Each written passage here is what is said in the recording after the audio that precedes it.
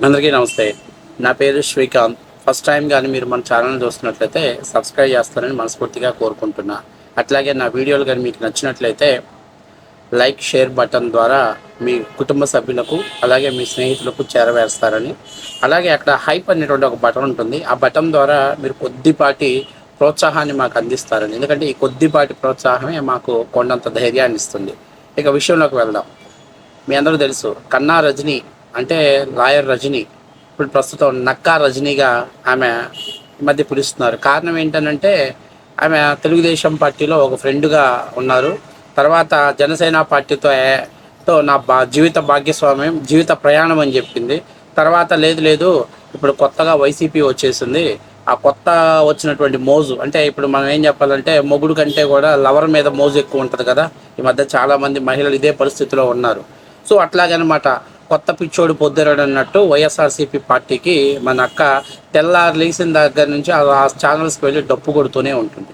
అయితే అక్కకు తెలియాల్సింది ఏంటంటే, గురిగింజ సామెత బాగా అక్కకు వర్తిస్తుంది. ఎందుకంటే దాని కింద నలుపు దానికి తెలియదు. అక్క గతంలో చాలా వీడియోలు చేసింది. అప్పుడు మా వాళ్ళు గొప్ప సూర్యులు, మనగాళ్ళు, పోటుగాళ్ళు, అందుకే మా వాళ్ళ వెనకాల మిగతా కులస్తులు అమ్మాయిలు వెంటబడి మరి పెళ్లి చేసుకుంటారు. ఏదో ఎవరికి నచ్చిన వాళ్ళని వాళ్ళు పెళ్లి చేసుకుంటారు. దాన్ని కూడా కాంట్రవర్సీ కోణంలో మాట్లాడిన అక్క ఇప్పుడు తాజాగా ప్లేట్ ఫిరాయించేసి అసలు ఏం మాట్లాడుతుందో ఒకసారి మీరు చూడండి. వీడియో చూసే ముందు దయచేసి మీరు సబ్స్క్రైబ్ చేస్తారని మనస్ఫూర్తిగా కోరుకుంటున్నా. ఒకసారి చూడండి. అక్క అసలు సినిమాల్లోకి వెళ్ళలేదు, కానీ వెళ్తే నేషనల్ లెవెల్ పర్ఫార్మెన్స్ చేస్తుంది. ఒక్కటి గుర్తుపెట్టుకోండి సార్, పర్సనల్ అంటే జగన్ గారికి గులకరాయి కొట్టినప్పుడు, గులకరాయి తగిలినప్పుడు, రక్తం వచ్చినప్పుడు కంటికి చాలా సమీపంలో తగిలింది సార్. అప్పుడు మీ వాళ్ళందరూ కూడా అన్ని గుళ్ళలో పూజలు చేపించినారు సార్. అప్పుడు ఆయన అన్నారు, ఏమో ఇట్లా కొట్టుకున్నావేమో, ఎవరు తెలుసు అని ఒక ప్రచారంలో ఒక క్యాన్వాయ్ పై నుండి ఒక పార్టీ అధ్యక్షుడు పక్క పార్టీ నాయకుడికి, అప్పుడు ఒక సీఎం హోదాలో ఉన్న వ్యక్తికి దెబ్బ తగిలితే అంత తేలిగ్గా మాట్లాడినావే, ఈ రోజు ఇది పర్సనల్ విషయం గురించి మాట్లాడతారా? నేను చేయించుకోలేదని చెప్పట్లా, అప్పట్లో చేయించుకుంటారు చలికాలంలో, ఇప్పట్లో చేయించుకున్నారు. చేయించుకోవడం కూడా చాలా మంచిదైంది. డాక్టర్ కి ధన్యవాదాలు అన్నారు సార్. సార్ పర్సనల్ విషయాల్లో అంటే, చెల్లికి ఆస్తిలో వాటా ఇవ్వలేదు, మనకెందుకు సార్, కోర్టులో కేసు కదా, మనకెందుకు, ఓకే. తర్వాత నీ చెల్లి నువ్వు కొట్టినావు జగన్, అరే చెల్లిని కొడితే తల్లి అడిగిద్ది, చెల్లి చదువుకున్న విద్యావంతురాలు వెళ్ళి కేసు పెట్టిద్ది.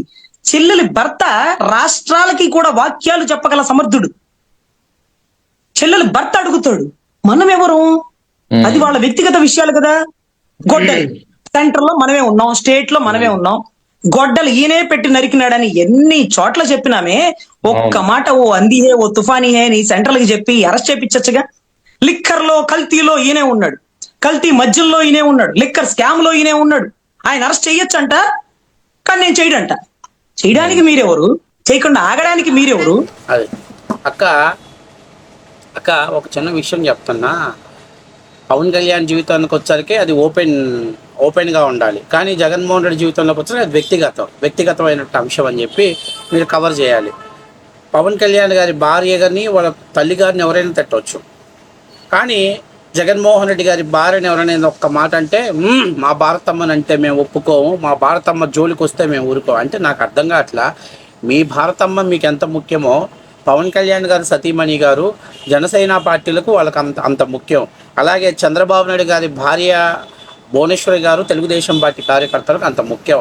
అలాగే నారా లోకేష్ గారు సతీమణి గారు బ్రాహ్మణి గారు కూడా తెలుగుదేశం పార్టీకి అంత ముఖ్యం. నేనేమంటున్నానంటే, నిండు శాసనసభలో ఒక మహిళను నీచంగా చిత్రీకరించినటువంటి పార్టీలో నువ్వు ఉన్నావు. నువ్వేదో ఓ పెద్ద సంస్కారవంతమైనటువంటి పార్టీ, నీతి జాతి కలిగిన పార్టీలో ఉన్నట్టుగా బిల్డప్ ఇమాక. నువ్వు ఒక నిండు శాసనసభలో ఒక మహిళని దారుణంగా మాట్లాడినటువంటి పార్టీలో ఉన్నావు కన్నా రజనీ. అందుకే నేను నిన్ను రజనీ కాదు గజనీ అని చెప్పింది. ఎందుకంటే నువ్వు పేమెంట్ ఇస్తే అన్నీ మర్చిపోతుంటావు, నీకు ఒక్క పేమెంట్ ఒక్కడు తప్ప మిగతాది ఏది కూడా గుర్తుండదు. సరే, ఒకవేళ పక్క పార్టీ వాళ్ళ భార్యలు కాబట్టి వదిలేశారనుకోవచ్చు. తోడ పుట్టినటువంటి చెల్లెల మీద నీచమైనటువంటి పోస్టులు పెట్టినటువంటి పార్టీలో నువ్వు ఉన్నావు. అర్థమైందా? ఆ పార్టీ చరిత్ర, ఆ పార్టీలో మహిళల్ని ఎలా చూస్తారనే దానికి నిదర్శనం కొన్ని వందల వీడియోలు ఉన్నాయి. అది కూడా పక్కన పెడితే, సాక్షాత్తు రాజశేఖర రెడ్డి గారి భార్య చేత బలవంతంగా రాజీనామా చేయించినటువంటి పార్టీలో నువ్వు ఉన్నావు. ఏం మన పార్టీ చరిత్ర ఎంత గబ్బు ఉందనుకున్నా మన పార్టీ చరిత్రకి? నువ్వు గోడాడ మాట్లాడి నీతుల గురించి మాట్లాడుతున్నావే. పోనీ వైసీపీ కార్యకర్తలు జగన్మోహన్ రెడ్డిని తిట్టడం వల్ల ఒకవేళ ఆగ్రహానికి లోనై షర్మిలారెడ్డి మీద పోస్టులు పెట్టారనుకోవచ్చు. కానీ మీ అన్నున్నాడే మహాగణపాట్యుడు నిండు ఒక పెద్ద బహిరంగ సభ పెట్టి ఏం మాట్లాడాలో తెలియకున్నట్టు పచ్చ చీర కట్టుకొని చంద్రబాబు నాయుడు ఇంటికి వెళ్ళి అరే ఒక ఆడపిల్ల కట్టుకునేటువంటి చీర గురించి కూడా అంత పెద్ద బహిరంగ సభలో మాట్లాడాడంటే ఎంత నీచమైనటువంటి పరిస్థితి. ఆడపిల్ల బయటకు వచ్చి ఏడుస్తూ కన్నీళ్లు పెట్టుకుంటూ మేనల్లులకు మేనగోడలకు అన్యాయం చేసిందని చెప్తుంటే ఈ అంట పర్సనల్ విషయాలంట.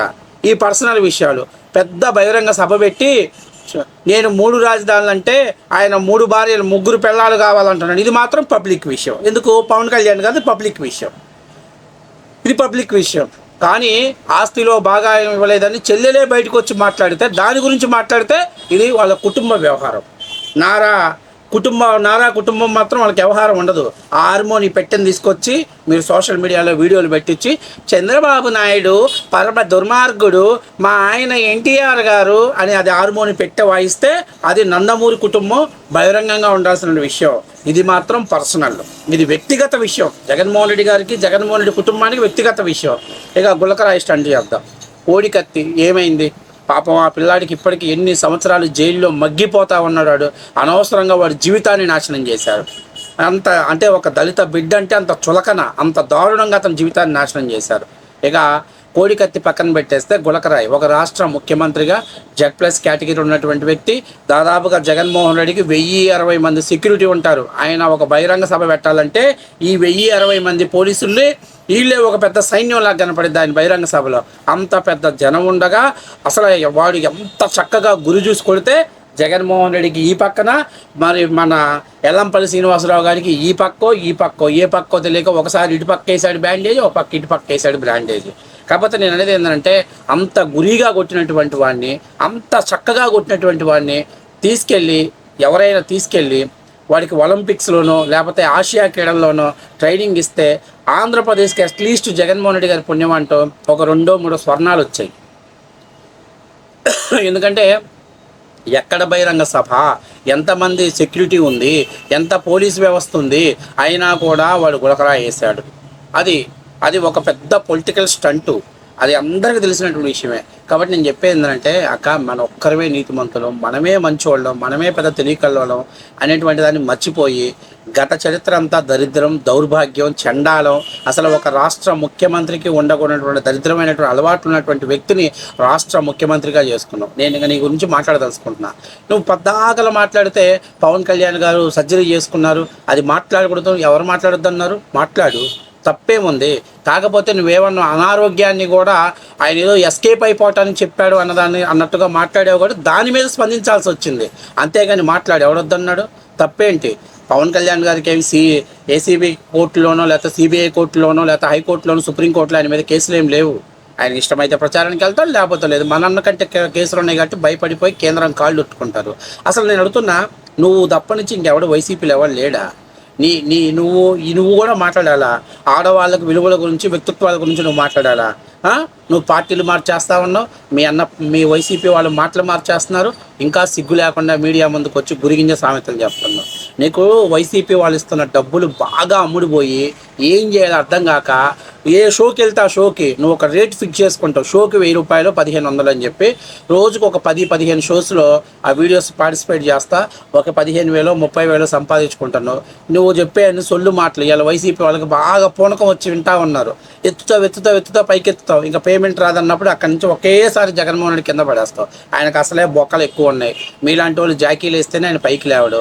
అలాంటిది మీలాంటి వాళ్ళు ఒక్కసారి కింద పడేస్తే ఆయన బరస్ట్ అయ్యేటువంటి అవకాశం ఎక్కువగా ఉంటుంది. కాబట్టి నేను చెప్పేదంటే Nakka Rajani, first of all నువ్వు ఉన్నటువంటి పార్టీ, ఆ పార్టీ స్టేజ్ ప్లాట్ఫామ్ ఎలాంటిదో తెలుసుకొని మనం మాట్లాడితే మంచిగా ఉంటుంది. లేకపోతే ఇలాగే డబ్బులు ఇస్తున్నారు కదని వాగితే ఇలాగే బరువు పోగొట్టుకోవాల్సిన పరిస్థితి ఏర్పడింది.